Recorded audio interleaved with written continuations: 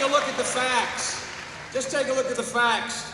John McCain wants to continue the Bush tax cuts for the wealthiest of Americans. Yeah. The very tax cuts are due to expire. They're due to expire in 2 years under the law. John not only wants to continue them permanently, John wants to double down on those tax cuts. He wants to add an additional, literally, $300 billion in tax cuts for America's largest corporations and the wealthiest individuals in America. Now, folks, these aren't bad folks, they're good people. But they're not the way in which we're going to revive this economy. We've tried this before. We've tried it for 8 years. We've been down this path before. Barack Obama and I have a fundamentally different idea. Let those tax cuts expire and instead provide substantial tax relief for the middle class. Shift it.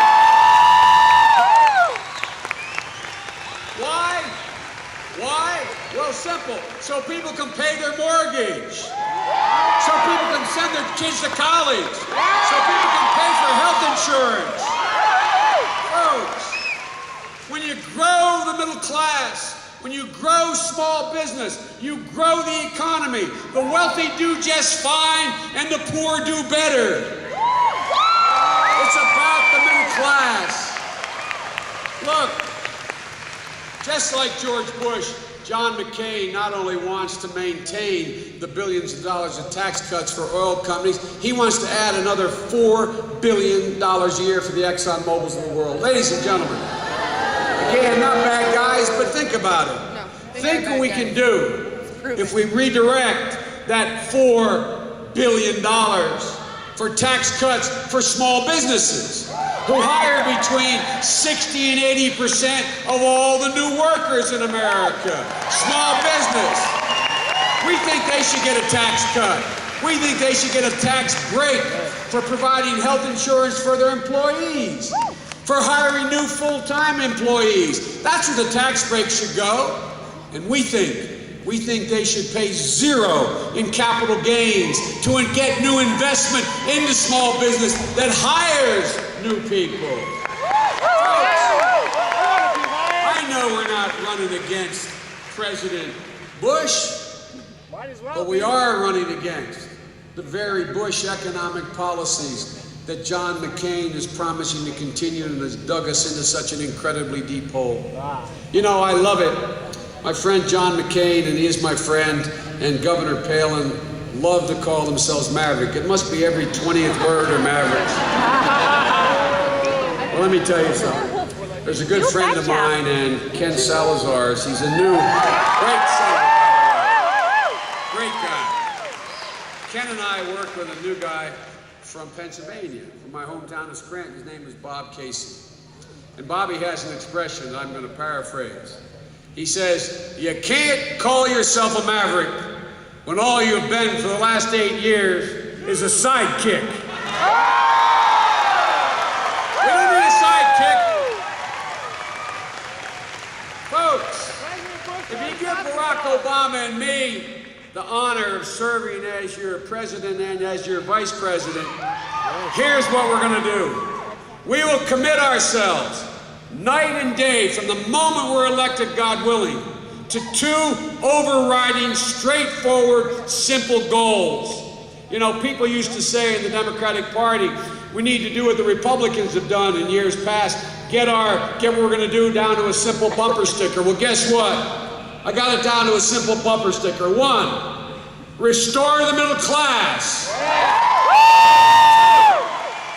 Equally as important, reclaim the respect of the world for the United States of America.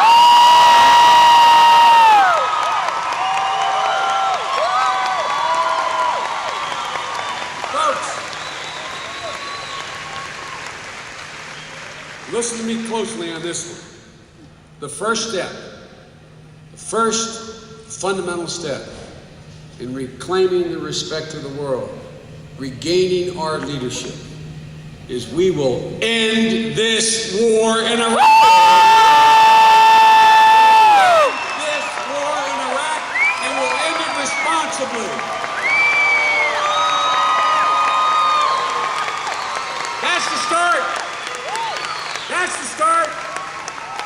and gentlemen, now even President Bush is getting behind Barack's plan.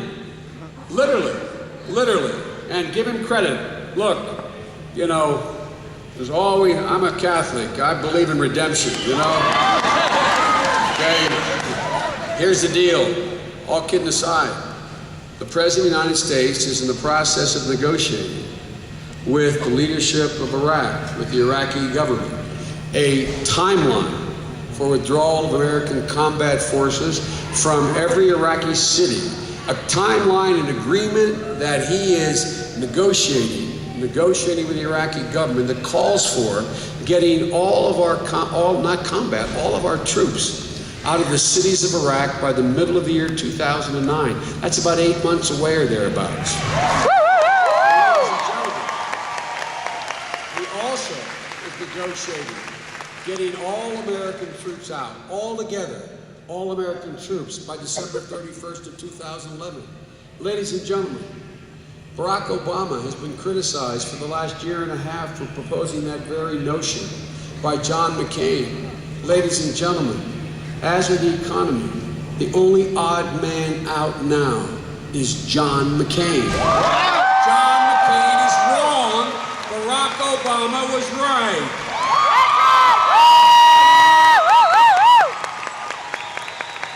Folks, when rebuilding the middle class, an important point to make to you all here. We cannot wait till being sworn in, God willing, on January the 20th. Ladies and gentlemen, we can't wait that long. Too many people will get hurt badly between now and then if we don't act now. That's why Barack and I believe, and have been arguing since the so-called rescue package, that we need an economic stimulus package, that we need to do this in November when we go back in session. And ladies and gentlemen, when the Congress reconvenes, even before our financial markets started to unravel, Barack Obama and I have said that we should be talking right now and taking sufficient steps to create more jobs by fast-tracking building projects, by also helping states who don't have the wherewithal because they're losing their economic base. They're having to cut jobs and services in these tough economic times, causing the downward spiral to continue. And we think we should be providing tax rebates to the middle class now. Ladies and gentlemen, look, John McCain put forward absolutely no plan for immediate help to the middle class.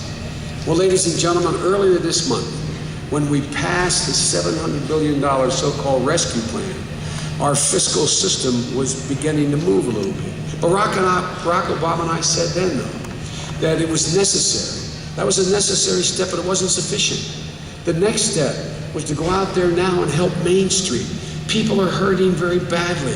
The unemployment rate is high. People are losing their homes.